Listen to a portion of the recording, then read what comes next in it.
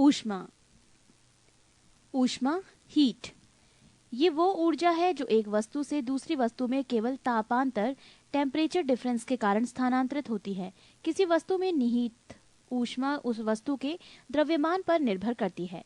यदि कार्य W ऊष्मा Q में बदलता है तो W/Q बराबर J या W/JQ, यहाँ J एक नियतांक है जिसे ऊष्मा का यांत्रिक तुल्यांक मैकेनिकल इक्विवेलेंट ऑफ हीट कहते हैं।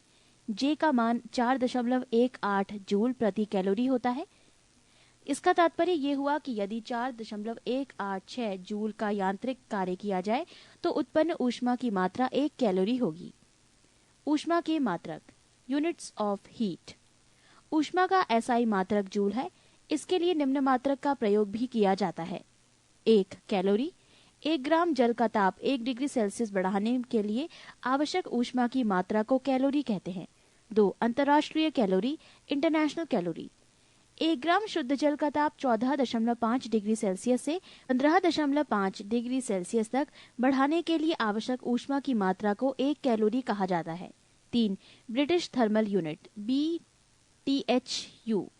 1 पाउंड जल का ताप 1 डिग्री फ़ारेनहाइट बढ़ाने के लिए आवश्यक ऊष्मा की मात्रा को 1 BTHU कहते हैं, यानी 1 ब्रिटिश थर्मल यूनिट कहते हैं।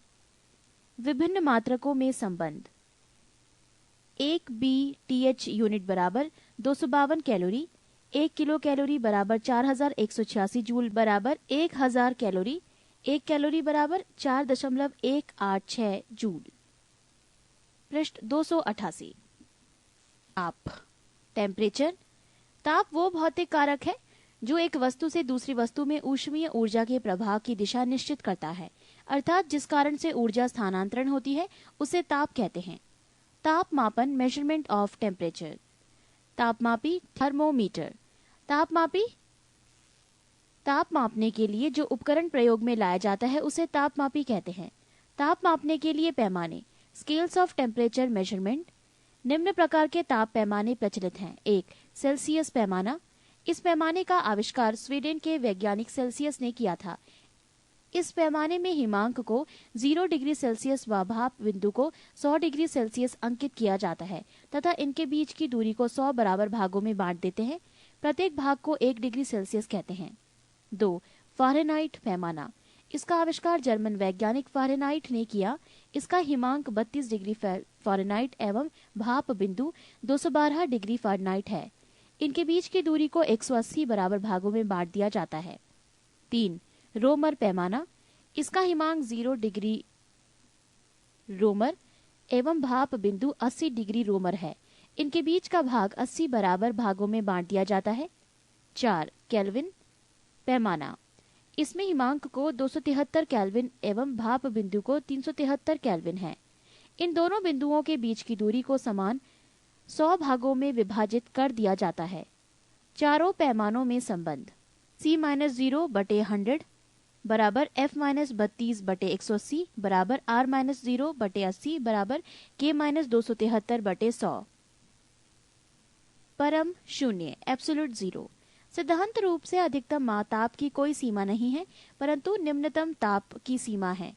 किसी भी वस्तु का ताप -273.15 डिग्री सेल्सियस से कम नहीं हो सकता है। इसे परम शून्य ताप कहते हैं। केल्विन पैमाने पर 0 केल्विन लिखते हैं, अर्थात 0 केल्विन बराबर -273.15 डिग्री सेल्सियस एवं 273 डिग्री 16 केल्विन बराबर 0 डिग्री सेल्सियस। पहले सेल्सियस पैमाने को सेंटीग्रेड पैमाना कहा जाता था। केल्विन में व्यक्त ताप में डिग्री नहीं लिखा जाता है।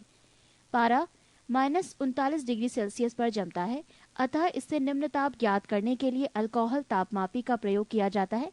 अल्कोहल -115 डिग्री सेल्सियस पर जमता है। द्रव तापमापी पारा तापमापी लगभग -30 डिग्री सेल्सियस से 350 डिग्री सेल्सियस तक के ताप मापने के लिए प्रयुक्त होता है। गैस तापमापी इस प्रकार के तापमापियों में स्थिर आयतन हाइड्रोजन गैस तापमापी से 500 डिग्री सेल्सियस तक के ताप को मापा जा सकता है।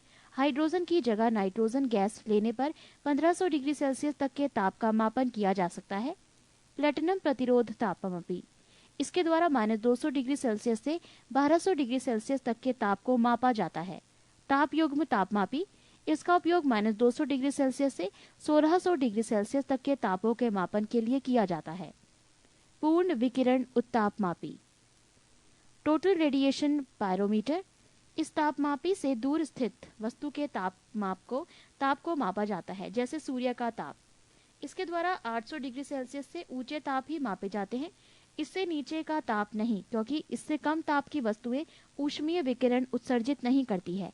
ये तापमापी स्टीफेन के नियम पर आधारित है, जिसके अनुसार उच्च ताप पर किसी वस्तु से उत्सर्जित विकिरण की मात्रा इसके परम ताप के चतुर्थ घात के अनुक्रमानुपाती होता है। पृष्ठ 289। विशिष्ट ऊष्मा, स्पेसिफिक हीट। किसी पदार्थ की विशिष्ट ऊष्मा ऊष्मा की वो मात्रा है जो उस पदार्थ के एकांक द्रव्यमान में एकांक ताप वृद्धि उत्पन्न करती है। इसे प्रायः C द्वारा व्यक्त किया जाता है।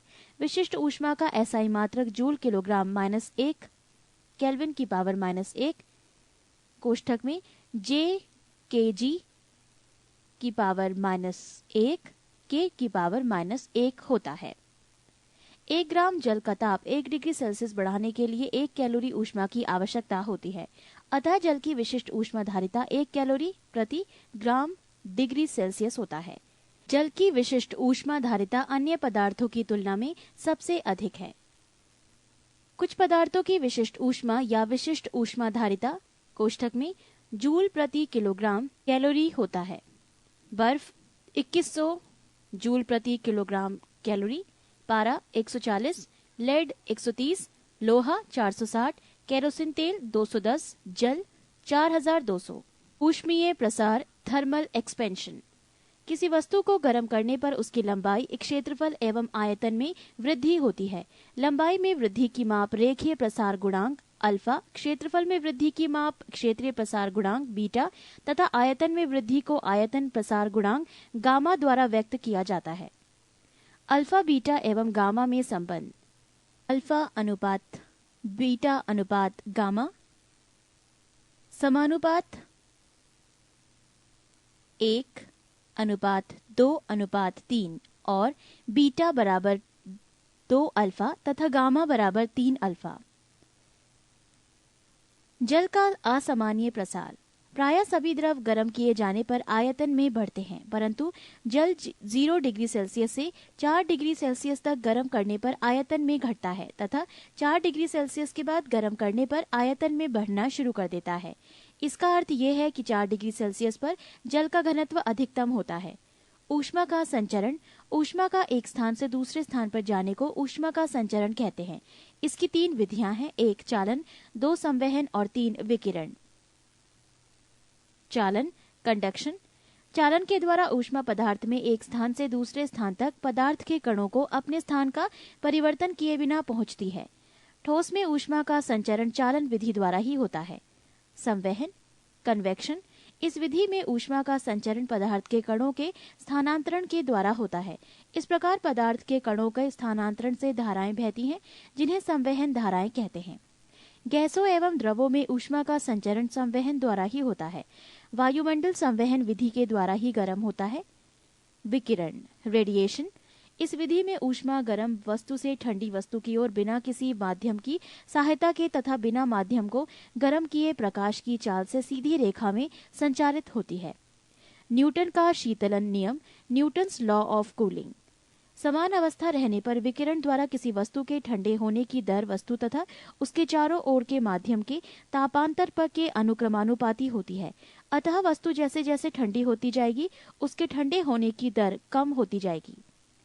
किरचॉफ का नियम, किरचॉफ लॉ। इसके अनुसार अच्छे अवशोषक ही अच्छे उत्सर्जक होते हैं। अंधेरे कमरे में यदि एक काली और एक सफेद वस्तु को समान ताप पर गर्म करके रखा जाए तो काली वस्तु अधिक विकिरण उत्सर्जित करेगी, अतः काली वस्तु अंधेरे में अधिक चमकेगी। पृष्ठ 290। स्टीफेन का नियम, स्टीफेन्स लॉ। किसी वस्तु की उत्सर्जन क्षमता E उसके परम ताप T के चौथे घात के अनुक्रमानुपाती होती है, अर्थात E अनुक्रमानुपाती E की पावर 4 या E बराबर सिग्मा T⁴। यहाँ सिग्मा एक नियतांक है जिसे स्टीफेन नियतांक कहते हैं। अवस्था परिवर्तन तथा गुप्त ऊष्मा, change in state and latent heat. निश्चित ताप पर पदार्थ का एक अवस्था से दूसरी अवस्था में परिवर्तित होना अवस्था परिवर्तन कहलाता है। अवस्था परिवर्तन में पदार्थ का ताप नहीं बदलता है। एक बिंदु, वो बिंदु जिस पर तीनों अवस्थाएं ठोस, तरल एवं गैस तीनों एक साथ पाई जाती है। गलनांक, निश्चित ताप पर ठोस का द्रव में बदलना गलन कहलाता है तथा इस निश्चित ताप को ठोस का गलनांक कहते हैं। हिमांक, निश्चित ताप पर द्रव का ठोस में बदलना हिमीकरण कहलाता है तथा इस निश्चित ताप को द्रव का हिमांक कहते हैं। प्रायः गलनांक एवं हिमांक बराबर होते हैं। जो पदार्थ ठोस से द्रव में बदलने पर सिकुड़ते हैं, जैसे बर्फ, उनका गलनांक दाब बढ़ाने पर घटता है तथा जो पदार्थ ठोस से द्रव में बदलने पर फैलते हैं, उनका गलनांक दाब बढ़ाने पर बढ़ता है। अशुद्धि मिलाने से, जैसे बर्फ में नमक मिलाने से, गलनांक घटता है। क्वथनांक, बॉइलिंग पॉइंट। निश्चित ताप पर द्रव का वाष्प में बदलना वाष्पन कहलाता है तथा इस निश्चित ताप को द्रव का क्वथनांक कहते हैं। संघनन, निश्चित ताप पर वाष्प का द्रव में बदलना संघनन कहलाता है। प्रायः क्वथनांक एवं संघनन ताप समान होता है। दाब बढ़ाने पर क्वथनांक बढ़ता है। अशुद्धि मिलाने से भी द्रव का क्वथनांक बढ़ता है। गुप्त ऊष्मा, लेटेंट हीट। नियत ताप पर पदार्थ की अवस्था में परिवर्तन के लिए ऊष्मा की आवश्यकता होती है। इसे ही पदार्थ की गुप्त ऊष्मा कहते हैं। गलन की गुप्त ऊष्मा, लेटेंट हीट ऑफ फ्यूजन। नियत ताप पर ठोस के एकांक द्रव्यमान को द्रव में बदलने के लिए आवश्यक ऊष्मा की मात्रा को ठोस की गलन की गुप्त ऊष्मा कहते हैं। बर्फ के लिए गलन की गुप्त ऊष्मा का मान 80 कैलोरी प्रति ग्राम है। वाष्पन की गुप्त ऊष्मा, लेटेंट हीट ऑफ वेपोराइजेशन। नियत ताप पर द्रव के एकांक द्रव्यमान को वाष्प में बदलने के लिए आवश्यक ऊष्मा की मात्रा को द्रव की वाष्पन की गुप्त ऊष्मा कहते हैं। जल के लिए वाष्पन की गुप्त ऊष्मा का मान 540 कैलोरी प्रति ग्राम है। यदि पदार्थ की गुप्त ऊष्मा L है तो पदार्थ के M द्रव्यमान की अवस्था परिवर्तन के लिए आवश्यक ऊष्मा Q बराबर mL। गुप्त ऊष्मा का SI मात्रक जूल प्रति किलोग्राम है। उबलते जल की अपेक्षा भाप से जलने पर अधिक कष्ट होता है, क्योंकि जल की अपेक्षा भाप की गुप्त ऊष्मा अधिक होती है। 0 डिग्री सेल्सियस पर पिघलती बर्फ में कुछ नमक, शोरा मिलाने से बर्फ का गलनांक 0 डिग्री सेल्सियस से घटकर -22 डिग्री सेल्सियस तक कम हो जाता है। ऐसे मिश्रण को हम हिम मिश्रण, फ्रीजिंग मिक्सचर कहते हैं। इस मिश्रण का उपयोग कुल्फी, आइसक्रीम आदि बनाने में किया जाता है। वाष्पीकरण, इवेपोरेशन। द्रव के खुली सतह से प्रत्येक ताप पर धीरे धीरे द्रव का अपने वाष्प में बदलना वाष्पीकरण कहलाता है। पृष्ठ 291। प्रशीतक, रेफ्रिजरेटर। प्रशीतक में वाष्पीकरण द्वारा ठंडक यानी कूलिंग उत्पन्न की जाती है। तांबे की एक वाष्प कुंडली में द्रव फ्रियोन भरा रहता है जो वाष्पीकृत होकर ठंडक उत्पन्न करता है। आपेक्षिक आर्द्रता, रिलेटिव ह्यूमिडिटी। किसी दिए हुए ताप पर वायु के किसी आयतन में उपस्थित जलवाष्प की मात्रा तथा उसी ताप पर उसी आयतन की वायु को संतृप्त करने के लिए आवश्यक जलवाष्प की मात्रा के अनुपात को आपेक्षिक आर्द्रता कहते हैं। इस अनुपात को 100 से गुना करते हैं, क्योंकि आपेक्षिक आर्द्रता को प्रतिशत में व्यक्त किया जाता है। ताप बढ़ने पर आपेक्षिक आर्द्रता, रिलेटिव ह्यूमिडिटी बढ़ जाती है। वातानुकूलन, एयर कंडीशनिंग। सामान्यतः मनुष्य के स्वास्थ्य एवं अनुकूल जलवायु के लिए निम्न परिस्थितियां होनी चाहिए। 1 ताप 23 डिग्री सेल्सियस से 25 डिग्री सेल्सियस। 2 आपेक्षिक आर्द्रता 60% से 65% के बीच। 3 वायु की गति 0.75 मीटर प्रति मिनट से 2.5 मीटर प्रति मिनट तक। 13.4 ऊष्मा गतिकी, थर्मोडायनामिक। ऊष्मा गतिकी का प्रथम नियम। ऊष्मा गतिकी का प्रथम नियम मुख्यतः ऊर्जा संरक्षण को प्रदर्शित करता है। इस नियम के अनुसार किसी निकाय को दी जाने वाली ऊष्मा 2 प्रकार के कार्यों में व्यय होती है। 1 निकाय की आंतरिक ऊर्जा में वृद्धि करने में, जिससे निकाय का ताप बढ़ता है। 2 बाह्य कार्य करने में। समतापी प्रक्रम, आइसोथर्मल प्रोसेस। जब किसी निकाय में कोई परिवर्तन इस प्रकार हो कि निकाय का ताप पूरी क्रिया में स्थिर रहे, तो उस परिवर्तन को समतापी परिवर्तन कहते हैं। रुद्धोष्म प्रक्रम, एडियाबेटिक प्रोसेस। यदि किसी निकाय में कोई परिवर्तन इस प्रकार हो कि पूरी प्रक्रिया के दौरान निकाय ना तो बाहरी माध्यम को ऊष्मा दे और ना ही उससे कोई ऊष्मा ले, तो इस परिवर्तन को रुद्धोष्म परिवर्तन कहते हैं। कार्बन डाइऑक्साइड का अचानक प्रसार होने पर वो शुष्क बर्फ के रूप में बदल जाती है। ये रुद्धोष्म परिवर्तन का उदाहरण है। ऊष्मागतिकी का दूसरा नियम। ऊष्मागतिकी का प्रथम नियम ऊष्मा के प्रवाहित होने की दिशा नहीं बताता। ऊष्मागतिकी का द्वितीय नियम ऊष्मा के प्रवाहित होने की दिशा को व्यक्त करता है। इस नियम को दो कथनों के रूप में व्यक्त किया जाता है, जो निम्न है। एक, केल्विन के कथन के अनुसार ऊष्मा का पूर्णतया कार्य में परिवर्तन असंभव है। 2, क्लासियस के कथन के अनुसार ऊष्मा अपने कम ताप की वस्तु से अधिक ताप की वस्तु की ओर प्रवाहित नहीं हो सकती है।